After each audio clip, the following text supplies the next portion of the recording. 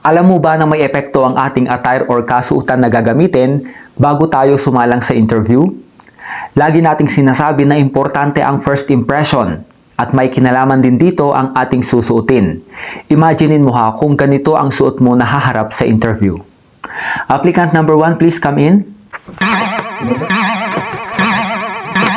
Halimbawa, mag-apply ka sa isang malaking company bilang sales executive, salesman, or in short, any position na may direct contact sa mga customers or client, pero haharap ka sa interviewer mo nang naka-t-shirt lang.